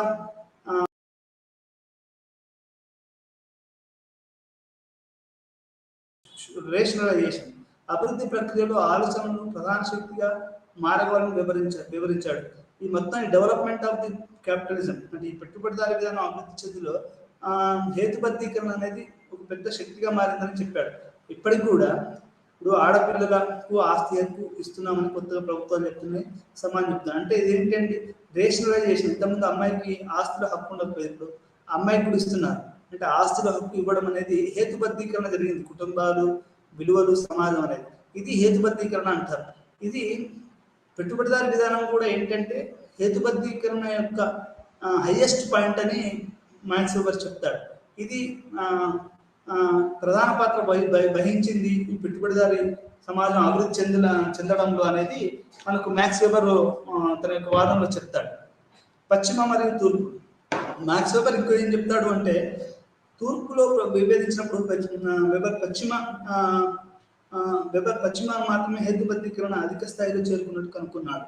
ఆయన ఏం కనుక్కున్నాడు అంటే వెస్ట్ అంటే అది మనం ఎడిపోతున్నారు అంటే వెస్ట్ అంటే లేదు, వెస్ట్ అంటే యూరప్ అని. యూరప్లో హేతుబద్ధీకరణ అధిక స్థాయికి చేరుకుంది. అక్కడ ఇప్పుడు నిన్న నా ఫ్రెండ్ ఒక అబ్బాయి అమెరికా నుంచి వచ్చి చెప్తున్నాడు ఏమని, అక్కడ ఒక ఫ్రెండ్ని కలవాలన్నా కానీ అపాయింట్మెంట్ తీసుకోవాలి. అంటే ఏంటి, వాడు ఏదో పనిలో ఉంటాడు, నువ్వు వాడిని డిస్టర్బ్ చేయొద్దు అనేది ఇక్కడ మనకు హేతుబద్ధీకరణ జరిగింది. మానవ సంబంధాలు మొత్తం అమెరికాలో హేతుబద్ధీకరణ జరిగింది. మన భారతదేశంలో అనుకోండి, వాడు ఫోన్ చేయడు, ఏం చేయడు, పెట్టకుండా నీ రూమ్కి వచ్చేస్తాడు. నువ్వు నీ ఓన్ క్లాస్మేట్ అయినా కానీ అక్కడ ఫస్ట్ నువ్వు అపాయింట్మెంట్ తీసుకోవాలి. అటు అపాయింట్మెంట్ తీసుకోకుండా రావడం అనేది అది హేతుబద్ధీకరణకు వ్యతిరేకం అన్నట్టు. ఈ రకంగా అది హేతుబద్ధీకరణ అనేది మనకు తూర్పులో ఎక్కువ జరిగింది, భారతదేశంలో జరగలేదు. అది దానివల్లనే భారతదేశం వెనుకబడిపోయిందని మ్యాక్స్ వెబర్ చెప్తాడు. సైన్స్ తీసుకుంటే పాశ్చాత్య నాగరికతలు మాత్రమే సైన్స్ అభివృద్ధిలో ఉన్నత దశకు చేరుకుంది. ఆయన దృష్టిలో భారతదేశం, చైనా, ఈజిప్ట్ గొప్ప విజ్ఞాన సాంప్రదాయాన్ని కలిగి ఉన్నప్పటికీ ప్రయోగాత్మక పద్ధతి లేకపోవడం వల్ల ఆర్థిక అభివృద్ధిలో వెనుకబడి ఉన్నాయని చెప్పారు. అంటే మనకు నాలెడ్జ్ సిస్టమ్ అనేది ఉందండి. ఇప్పుడు ఆర్యభట్టుడు, చెరుకుడు వీళ్ళంతా ప్రపంచాన్ని ఒకప్పుడు ఊపిన అంటే వాళ్ళ ఆవిష్కరణలు ఇచ్చిన వాళ్ళు. అదే చైనా అనుకోండి, పేపరు, ఆ తర్వాత గన్ పౌడరు, ఇవన్నీ కూడా అక్కడి నుంచి వచ్చాయి. ఎగ్జామినేషన్ సిస్టము ఇవన్నీ కూడా అక్కడి నుంచి వచ్చాయి. ఆ తర్వాత ఈజిప్ట్ పిరమిడ్లు. ఇప్పుడు ఈజిప్ట్ పిరమిడ్లు ఇప్పటికీ కూడా అది ఏ రకంగా నిర్మించారనేది అది ఒక పరిశోధన జరుగుతూనే ఉంది. అంటే ఈ మూడు నాగరికతలు, Indian civilisation, Chinese civilisation and Egypt civilisation has a great traditions of knowledge. అంటే విజ్ఞాన శాస్త్ర అవి కలిగి ఉన్నాయి, కానీ అవి ప్రయోగాత్మకత లేకపోవడం వల్ల ఆర్థికాభివృద్ధిలో వెనుకబడి ఉన్నాయని మ్యాక్స్ వెబర్ కనుక్కున్నాడు. అంటే ఇప్పుడు మనోడు ఏంటంటే, నేను ఒకసారి ఇది మన జవహర్లాల్ నెహ్రూ రాసినటువంటి గ్లింప్సెస్ ఆఫ్ ఇండియా చదువుతుంటే అంటే డిస్కవరీ ఆఫ్ ఇండియాను గ్లింప్సెస్ ఆఫ్ ఇండియా చదువుతా ఉంటే దాంట్లో ఏం రాశాడు నెహ్రూ అంటే, మన భారతదేశానికి ఎట్లా అంటే అది ఏంటంటే విజ్ఞానార్థం అనేది బాగానే ఉంటుంది, కానీ వాళ్ళు షేర్ చేసుకోరు. అంటే వాళ్ళు పక్కన వాళ్ళతో దాన్ని పంచుకోరు, ఒకటి ఎక్స్పెరిమెంట్ చేయరు. అంటే దాన్ని ఒక దాన్ని ఏమంటారంటే ఇక్కడ రాశాడు కదా, ఏమనంటే ప్రయోగాత్మకత అనేది లేదు. కొత్త పద్ధతుల్లో చేయడము, కొత్తగా చెప్పడము, కొత్తగా మాట్లాడడము, అదే పాతకాలం. ఆయన నెహ్రూ ఏం రాశాడు అంటే ఆ పుస్తకంలో, అంటే భారతదేశంలో విజ్ఞానం పట్ల ఎట్లాంటి ఆలోచన ఉంటాయంటే, ఒక పండితుడు తన కడుపుకు రాళ్ళు కట్టుకున్నాడు. ఎందుకు అంటే తనకున్న విజ్ఞానం ఆ పొట్టలోంచి బయటపడి వేరే పోయిద్దామని, అంటే అంత కన్సర్వేటివ్గా ఉండేవాళ్ళు. అంటే అది మనకు మన యొక్క విజ్ఞానాన్ని పక్కనతో మనం పంచుకోవడము, లేకపోతే దాన్ని ప్రయోగాత్మకంగా మనకున్నటువంటి తెలివిని, మనకున్నటువంటి నాలెడ్జ్ని ప్రయోగాత్మకంగా ప్రజలకు ఉపయోగపడడం లేకపోవడం వల్ల ఇండియా, చైనా, ఈజిప్ట్ అనేది ఇప్పుడు 20వ శతాబ్దంలో వెనుకబడిపోయాయి. అవి ఒకప్పుడు విజ్ఞాన శాస్త్రం గొప్ప ఇప్పటికీ విజ్ఞాన శాస్త్రం ఆర్థిక అభివృద్ధిలో వెనుకబడ్డాయని మ్యాక్స్ వెబర్ కనుక్కున్నాడు. సంగీతము, వాస్తుశిల్పము, న్యాయ వ్యవస్థ, ముద్రణ వ్యవస్థ, బ్యూరోక్రసీ, పెట్టుబడిదారి విధానము వంటి వివిధ రంగాలలో పశ్చిమ దేశాలు హేతుబద్ధీకరణ యొక్క ఉన్న స్థాయికి చేరుకున్నాం. మీరు మ్యూజిక్ తీసుకోండి, వెస్ట్రన్ మ్యూజిక్ కానీ, శిల్పాలు కానీ, న్యాయ వ్యవస్థ కానీ, ముద్రణ వ్యవస్థ కానీ, బ్యూరోక్రసీ కానీ, పెట్టుబడిదారు అన్నీ కూడా, ప్రతిదీ కూడా మ్యూజిక్ ఇప్పుడు ఎందుకు విదేశీ వాళ్ళ ఎక్కువగా వాళ్ళు ఆస్కార్ అవార్డు పొందుతారు అంటే వాళ్ళు తెలుసో లేదో సంగీతానికి నోట్స్ రాసింది అది పైథాగరస్. అంటే గ్రీకు ఈ దేశస్తులు సంగీతం అనేది అక్కడి నుంచే వాళ్ళు రేషనలైజ్ అయింది. అంటే అది హేతుబద్ధీకరించబడ్డది. ఒక మ్యూజిక్ వస్తుందండి, టన్ టన్ అని ఒక మ్యూజిక్ వచ్చింది అనుకోండి, అంటే రెండు శబ్దాలు ఎట్లా, ఇప్పుడు ఒకడు ఒక ఒక ఒక వ్యక్తి సుత్తితో ఇట్లా కొడుతున్నాడు అనుకోండి, ఆ కొడుతున్న తర్వాత స్టన్ టన్ సౌండ్ వస్తుంది. అంటే రెండు తీగలు ఇట్లా ఇట్లా అని మ్యూజిక్ వస్తూ ఉంటుంది. అంటే ఇది రాస్తారు, నోట్స్ రాస్తారు ఎట్లా ఏ రకంగా ఉంటుంది అని. సంగీతం కానీ, వస్తుశిల్పం కానీ, న్యాయ వ్యవస్థ కూడా. ఇప్పుడు న్యాయ వ్యవస్థ ఎట్లా అక్కడ హేతుబద్ధీకరణ చెందిందంటే మనకు చాలా వ్యవస్థ, మన భారతదేశంలో మొన్నటి వరకు ఉదాహరణ చెప్తున్నాను, మొన్నటి వరకు స్వలింగ సంపర్కం అనేది నేరం, అది అక్కడ నేరం కాదు, అక్కడ వ్యభిచారం అనేది ఉందనుకోండి. చాలా దేశాలలో ఇప్పుడు ఒక అమ్మాయి తన శారీరక కోరికలు తెచ్చుకోవడానికో లేకపోతే ఆమెకి ఇష్టం ఉందో వ్యభిచారం చేసుకుంటే అది చాలా చాలా పశ్చిమ దేశాలలో అది లీగల్, అంటే అది న్యాయబద్ధమైంది. కానీ భారతదేశంలో అది న్యాయబద్ధమైంది కాదు. అంటే ఇట్లా ప్రతిదీ కూడా సంగీతం కానీ, వస్తుశిల్పం కానీ, న్యాయ వ్యవస్థ కానీ, ముద్రణ వ్యవస్థ కూడా. ఇప్పుడు ముద్రణ వ్యవస్థ అంటే ఇప్పుడు మనం పేపర్లెస్ అంటున్నారు, కానీ ఒక పేపర్లెస్ ఆఫీస్ కావాలి అని. అంటే ముద్రణ వ్యవస్థ కూడా అక్కడనే మొదట్లో అది అక్కడనే హేతుబద్ధీకరణ చెందింది. ఈ రకంగా ఈ వస్తుశిల్పము, న్యాయ వ్యవస్థ, ముద్రణ వ్యవస్థ, బ్యూరోక్రసీ మరియు పెట్టుబడిదారి విధానం వంటి వివిధ రంగాల్లో పశ్చిమ దేశాలు హేతుబద్ధీకరణకు గురయ్యాయి. అంటే బ్యూరోక్రసీ అంటే మీకు ఒక ఉదాహరణ చెప్తాను. మా ప్రొఫెసర్ గారు ఒకనే పోస్ట్ డాక్టరల్ ఫెలోషిప్ యూరోప్లో చేయకపోతే అక్కడ ఒక ఆఫీస్లో ఒకే లేడీ ఉంటుంది అటండి. ఇప్పుడు మన ఇండియన్ ఆఫీసులలో ఎట్లా ఉంటుందంటే ఒక 10 మంది ఉంటారు, ఒక్కొక్క పని చేస్తూ ఉంటారు. ఇప్పుడు మన ఇగ్నో ఆఫీస్ హైదరాబాద్లో కూడా మనకి పనిచేసే వాళ్ళు ఎక్కువ మంది ఉంటారు, ఆఫీస్ స్టాఫ్. అయితే నేను తెలుసుకున్నది ఏంటంటే యూరోప్, యూఎస్లలో ఆఫీస్ స్టాఫ్ తక్కువ ఉంటుంది. అంటే హేతుబద్ధీకరణ జరిగింది. బ్యూరోక్రసీ ఒకరే ఉంటారు, సిస్టమ్ ఉంటుంది, వాళ్ళే మొత్తం అన్ని చేస్తూ ఉంటారు. ఆఫీస్ అసిస్టెంట్ అంటారు, వాళ్ళు చేస్తూ ఉంటారు. అంటే ఈ బ్యూరోక్రసీ, న్యాయ వ్యవస్థ, సంగీతము, వస్తుశిల్పము, ముద్రణ ఇవన్నీ కూడా హేతుబద్ధీకరణ ఒక ఉన్నత స్థాయికి చేరుకున్నాయి. వెబర్ ఆవిర్భావం లేదా హేతుబద్ధమైన పెట్టుబడిదారు విధానం గుర్తుకు 3 అంశాలను సూచించాడు. మొదటిది శ్రమ యొక్క స్వేచ్ఛ. అంటే అక్కడ శ్రమ అనేది ఎట్లా ఉంటుందంటే ఇక్కడ బాండెడ్ లేబర్ కాదు, మీకు ఇష్టమైతే మీరు చేస్తావు లేదు. రెండోది సాధారణ మార్కెట్ నుండి వేరు చేయబడిన హేతుబద్ధమైన పారిశ్రామిక సంస్థలు. అంటే నీకు మార్కెట్ వేరు, మనం వస్తుత్పత్తి చేసే పరిశ్రమలు వేరు, ఈ 2 రకాలుగా వేరు ఉంటాయి. మూడోది శాస్త్రీయ విజ్ఞానం యొక్క సాంకేతిక విజ్ఞానం, టెక్నాలజీ అనేది చాలా ఎక్కువగా డెవలప్ చేయడం. ఈ 3 వ్యవహారాలు కూడా ఇవి హేతుబద్ధీకరణకు ఎక్కువగా పనికొచ్చాయనేది మనకు తెలుస్తుంది.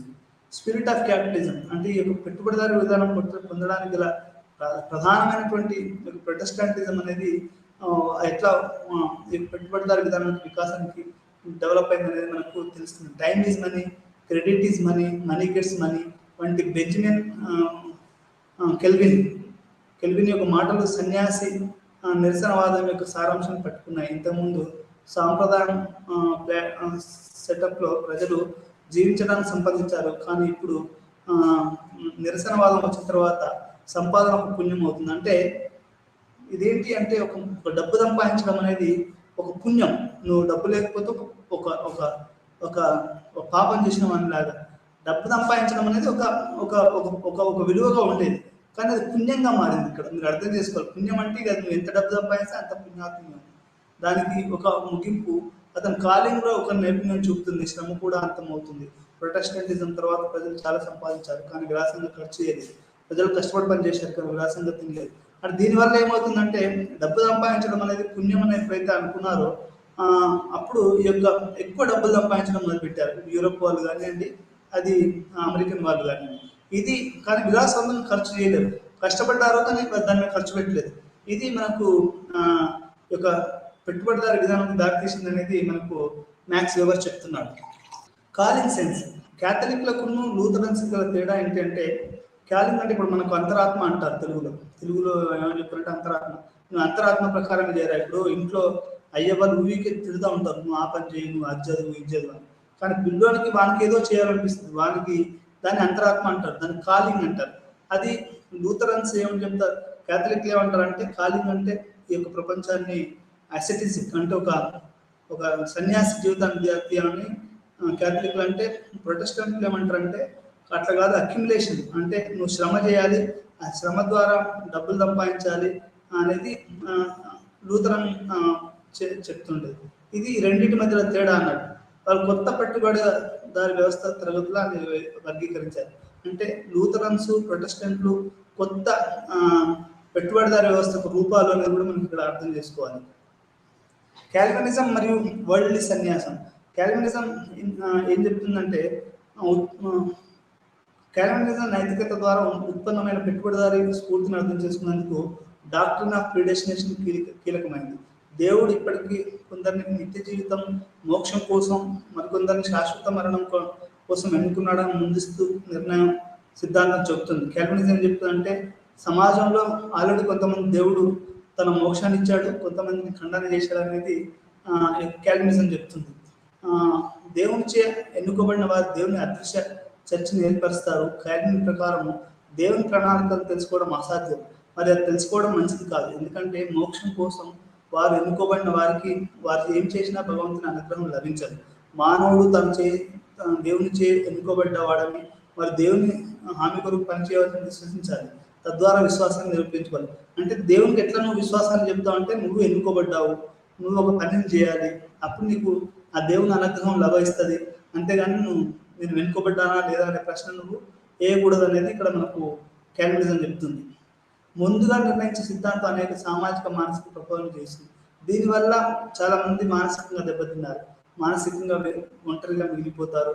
ఎందుకంటే అతనికి మరియు దేవుని మధ్యవర్తిత్వం వహించడానికి ఎవరు లేరు, పూజారు లేరు, చర్చి లేదు. దీనివల్ల ప్రాబ్లమ్స్ వస్తున్నాయి. రెండోది వ్యక్తి తన మార్గాన్ని స్వయంగా వెతకాలి. ఎందుకంటే మోక్షాన్ని పొందేందుకు ఎలాంటి మాయా మార్గం లేదు. మత కర్మలు, మతపరమైన వేడుకలు మొదలైనవి. ఇప్పుడు ప్రతి ప్యూరిటన్ అతని హృదయంలో ఒకే ఒక ప్రశ్న ఇస్తుంది, నేను దేవునికి ఎన్నుకునే వాళ్ళు ఒకడినా లేదా? ఈ ప్రశ్నకు సమాధానం లేదు. కాదు, ఒకరి పనుల ద్వారా అతను లేదా ఆమె ఎంపిక చేయబడిందా లేదో మీరు ఊహించుకోగలరు అనేది ఈ రకంగా మనకు తెలుస్తుంది. మతం మరియు సామూహిక ప్రాతినిధ్యం. ఇప్పుడు ఎమెల్ డర్కేమ్ ఏం చెప్తాడు అంటే, ఈ యొక్క కలెక్టివ్ కాన్షియస్నెస్ అది డర్కేమ్ అనేది elementary forms of religious life అనేది ఒక ముఖ్యమైనది. ఎమెల్ డర్కేమ్ మొట్టమొదటిసారిగా మతం గురించి మాట్లాడినటువంటి వ్యక్తి. అతను ఏమంటాడు అంటే, మతాన్ని అర్థం చేసుకోవాలంటే దాని యొక్క ప్రాథమిక రూపం ఎట్లా ఉండేది అనేది తెలుసుకోవాలి. దాని యొక్క ప్రాథమిక రూపం తెలుసుకుంటే దాని యొక్క మనకు ప్రస్తుతం ఉన్నటువంటి కాంప్లెక్స్ సంక్లిష్టమైన రూపాన్ని అర్థం చేసుకోవాలంటే ఫస్ట్ దాని ప్రాథమిక రూపం తెలుసుకోవాలనేది మనకు అర్థమవుతుంది. అంటే మీకు ఉదాహరణ చెప్పాలంటే, మీరు బైక్ నేర్చుకునే ముందు సైకిల్ నేర్చుకుంటే మీకు కొంచెం ఈజీ అయింది. ఎందుకంటే బ్రేక్ వేయడము, లేకపోతే కాలు కింద పెట్టడము. డైరెక్ట్ బైక్ నేర్చుకోవచ్చు, విమానం నేర్చుకోవచ్చు, దాంట్లో సమస్య లేదు. మీకు ఏది సులభం అయింది అంటే ఈజీ అయింది. ఇప్పుడు టైప్ రైటర్ ఉండేదండి, కంప్యూటర్ చాలా కాస్ట్లీ కాబట్టి ఫస్ట్ టైప్ రైటర్ ఇచ్చి కీబోర్డ్ ఎట్లా ఉంటుంది కాబట్టి మీరు కంప్యూటర్ ఉపయోగపడుతుంది. అప్పుడు మీరు ఏది ఎక్కడ అనేది తెలిసింది. డైరెక్ట్ కంప్యూటర్ మీద చేస్తే అది ఖరాబ్ అవ్వచ్చు. మీరు ఒకటి నొక్క కీబోర్డ్ నొక్కితే అది కష్టమైంది. అదే కీబోర్డు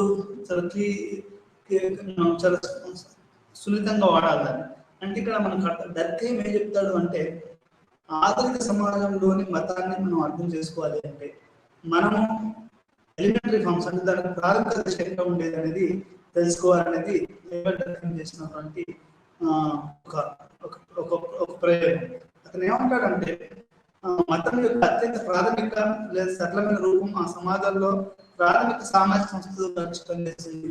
అవి ఆదిమ వాసులు లేదా ఆదిమ గిరిజనుల వర్గాల మధ్య ఆదిమ మతాన్ని అర్థం చేసుకోవడం ద్వారా ఆలోచన మరియు విశ్వాసం యొక్క సంక్లిష్ట వ్యవస్థను అర్థం చేసుకోవడానికి దోహదపడుతుందని ఆశించాడు. ఆయన ఏం ఆశించాడంటే మన గిరిజన తెగల కనుక మనం క్లోజ్ గా చూస్తే ఇప్పుడు టోటమిజం అంటది. మళ్ళీ మైసమ్మ, పోచమ్మ, పెద్ద దేవారమ్మ ఊర్లో అయితే కొన్ని 100 మంది దేవతలు, గ్రామ దేవతలు ఉంటారు.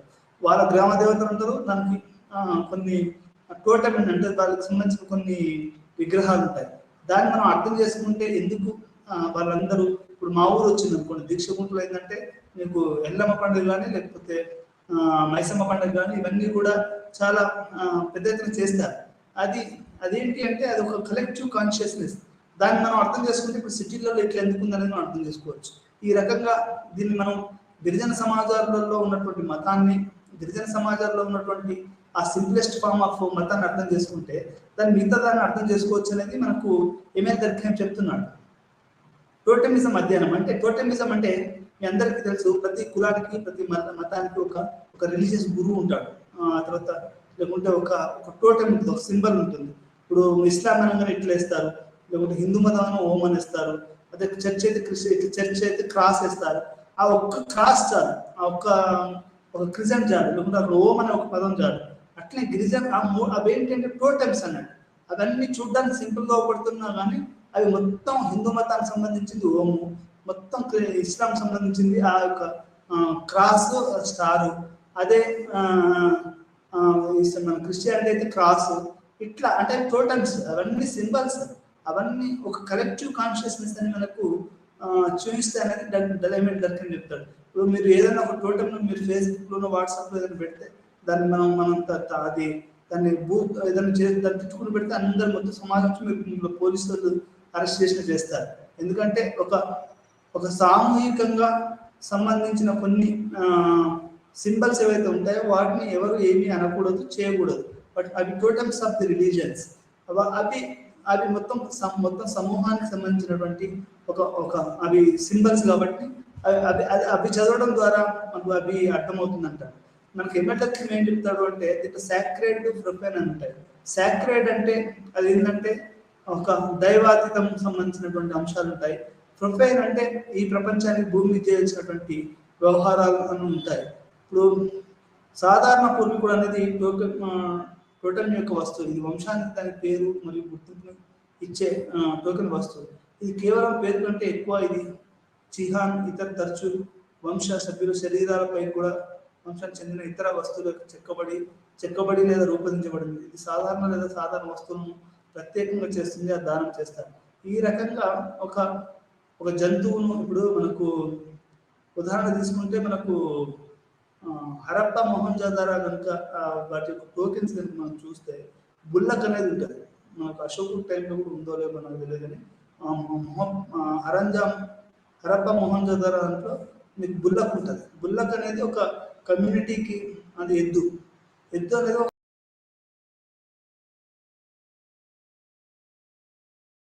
ఈ రకంగా వస్తువులపై చెక్కబడి అది ఉంటుంది. అంటే అది మన టోటల్ దాన్ని అధ్యయనం చేయడం ద్వారా అప్పుడు ఎట్లా ఉండేది మతం అనేది మనకు అర్థమవుతుంది. మ్యాక్స్ మరియు వెబర్ల మధ్య పోలిక. మ్యాక్స్ మరియు వెబర్ అనేక సారూప్యతలు సూచిస్తుంది. వాటిలో ముఖ్యమైనవి మొదటిగా పెట్టుబడిదారు విధానం కేవలం ఆర్థిక వ్యవస్థ కాదని మార్క్స్ మరియు వెబర్ ఇద్దరు అంగీకరించారు. అయితే ఇది సమాజం అంతా వ్యాపించి ఉందని. రెండోది, పెట్టుబడిదారు వికాసానికి అవసరమైన సామాజిక విలువలు సహజమైనవి కాదని, ఆ చారిత్రక అభివృద్ధి పరిణామాన్ని ఇద్దరు అంటే హిస్టారికల్ డెవలప్మెంట్. ఈ పెట్టుబడిదారు విధానం అనేది ఒక రోజులో వచ్చింది కాదు, అది కొన్ని సంవత్సరాల పాటు జరిగినటువంటి చారిత్రాత్మక పరిణామం అనేది మనకు ఈ పెట్టుబడిదారు అని ఇద్దరు అంగీకరించారు. మూడోది, కొత్త పెట్టుబడిదారు వ్యవస్థ తరగతులను పెట్టుబడిదారి పూర్వ ఆర్థిక లేదా వ్యాపార తరగతుల నుండి వచ్చినవి కావు అని ఇద్దరు అంగీకరించారు. ఇప్పుడు వచ్చినటువంటి తరగతులు ఇంతకుముందులా లేవు అని వాళ్ళు ఇద్దరు కూడా చెప్పారు. వెబర్ మరియు డర్ఖాం మధ్య పోలిక. వెబర్కున్న డర్ఖాం తేడా అనేది ప్రతి ఆలోచన పరుడికి పద్ధతి అతని ఆమె వాస్తవిక సమస్యలను సంప్రదించే నిర్దిష్ట ఫ్రేమ్వర్క్ అందిస్తుంది. ప్రతి వ్యక్తికి కూడా వాళ్ళు చూసే విధానం అంటూ ఉంటుంది. డర్కహేమ్కేమో వాస్తవాల బాహ్యతను ఎలా నొక్కి చెప్తున్నాడో మీరు చూశారు. అతను విషయాలు పరిగణించాడు. సమాజం సూయి జనరిస్ అనే దానిపైన నిష్క్రమిస్తుంది. వ్యక్తులు పుడతారు మరియు మరణిస్తారు, కానీ సమాజం ఎక్కువ లేదా తక్కువ శాశ్వతమైన వ్యక్తిని తనలో భాగం చేసుకునేందుకు సమాజం నిర్బంధాన్ని విధిస్తుందని ఇమెల్ డర్కీమ్ చెప్తాడు. ఇమెల్ డర్కీమ్ సూయి జనరిస్ అని సామాజిక వాస్తవాలు, టోటమిజం ఇస్ ఏ సామాజిక వాస్తవం అనేది మనకి ఇక్కడ అర్థమవుతుంది. మనకు టోటమిజానికి ఇంకో ఉదాహరణ చెప్తాను. అదేంటి అంటే చార్మినార్ ఉందండి. హైదరాబాద్ అన్న ప్రతి ఊరు చార్మినార్ అంటారు. అది ఒక టోటెమ్ అయిపోయింది మొత్తం హైదరాబాద్ సమాజానికి. ఇది టోటమిక్ బిలీఫ్స్ అంటారు. వెబర్ వ్యక్తుల వారి విలువలు మరియు నమ్మకాల పరంగా వారి ప్రవర్తన నమ్మకం సృష్టిలో ఉంచుతుంది. వెబర్ వెస్టర్న్ లేదా వివరణాత్మక అవగాహన ద్వారా అధ్యయనం చేయడం ద్వారా సమాజశాస్త్రవేత్త పని మతం గురించి వెబర్ డర్కీమ్ అధ్యయనం మనం మానవుడు మరియు సహజ లక్షణాల విధానాల పర్యవసనంగా వారి ప్రత్యేక దృష్టిని లేదా ఉద్ఘాటన రూపొందించారు. అంటే వెబర్కిన్ ఇక్కడ ఎమెల్ డర్కీమ్ తేడా అంటే Emile Durkheim is of more primitive religion, whereas Weber is a modern understanding of religion. ఆయన గిరిజన సమాజాన్ని చదివాడు, ఈయన ఆధునిక సమాజాన్ని చదివాడు. అది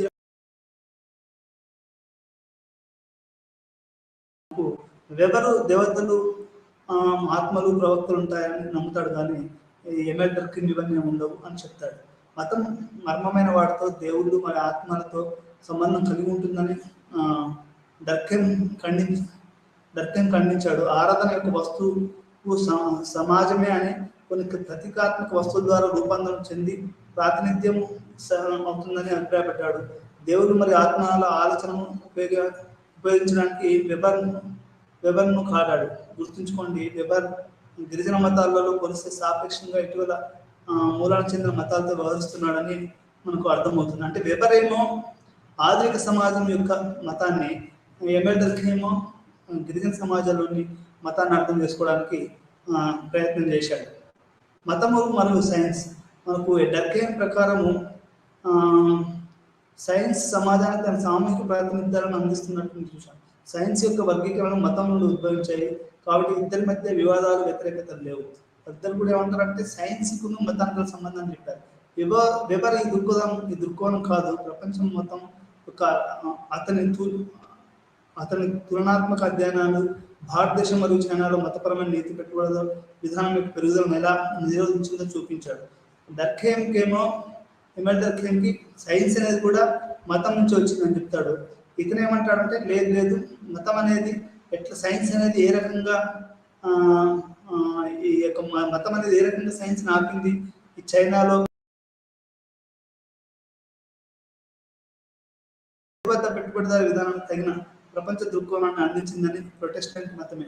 సైన్స్ వెబర్ దృష్టిలో ఉన్నట్లుగా హేతుబద్ధత యొక్క వ్యక్తీకరణ మరియు మతం యొక్క సాంప్రదాయం మరియు ఆధ్యాత్మికవాదం సవాలు. ఇది ఆధ్యాత్మికతను సైన్స్ అనేది అది మనం సవాల్ చేస్తూ ఉంటుంది. సైన్స్ యొక్క అనుభవ విజ్ఞానం లేదా ధృవీకరించే వాస్తవ సమాచారాన్ని అందిస్తుంది. ఇది మానవులకు ప్రపంచాన్ని తెలుసుకోవడానికి మరియు నైపుణ్యం సంపాదించడానికి ఉపయోగపడుతుంది.